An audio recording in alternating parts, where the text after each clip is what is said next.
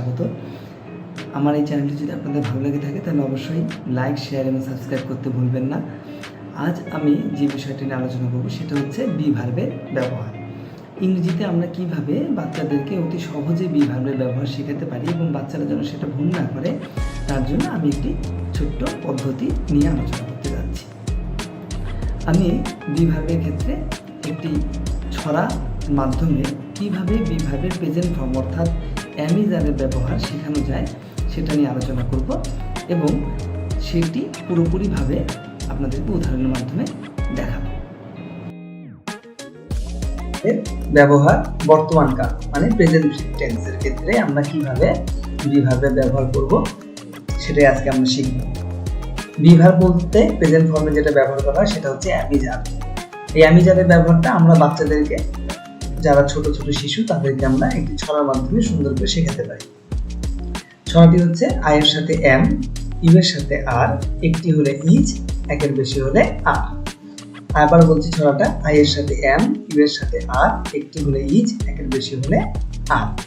উদাহরণ হিসেবে আমরা দেখে নিচ্ছি, যেমন আমি হই একজন বালক, আই এম এ বয়। তুমি হও একজন বালক, you R A boy. Ram হয় একজন বালক, Ram is a boy. Ram ও রবি হয় বালক, Ram and Robi are boys. যেমন আমি একজন, তাহলে আই এর সাথে এম। তুমি হও একজন বালক, ইউ আর। যেটা বলেছিলাম যে আই এর সাথে এম বসে, ইউ এর সাথে আর।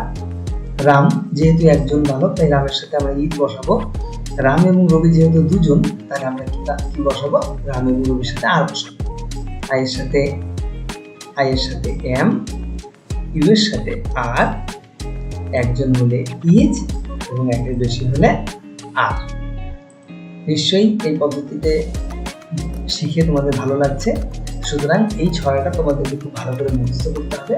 এই ছড়াটা মুখস্থ হয়ে গেলেই বাচ্চারা অতি সহজেই বি ভার্বের ব্যবহার করতে পারবে, কখনো ভুল হবে না। আজকে আমরা বি ভার্বের প্রেজেন্ট ফর্ম নিয়ে আলোচনা করলাম। এরপর আমরা বি ভার্বের পাস্ট ফর্মের ব্যবহার সম্বন্ধে শিখব। এই জন্য অবশ্যই আমার নেক্সট ভিডিওটি দেখবেন। আর তারপর আবার বি ভার্বের ফিউচার ফর্মের ব্যবহারটাও আমরা সহজ পদ্ধতিতে শিখব। ধন্যবাদ। আমার এই চ্যানেলটি যদি আপনাদের ভালো লেগে থাকে তাহলে অবশ্যই লাইক, শেয়ার এবং কমেন্ট ও সাবস্ক্রাইব করতে ভুলবেন না।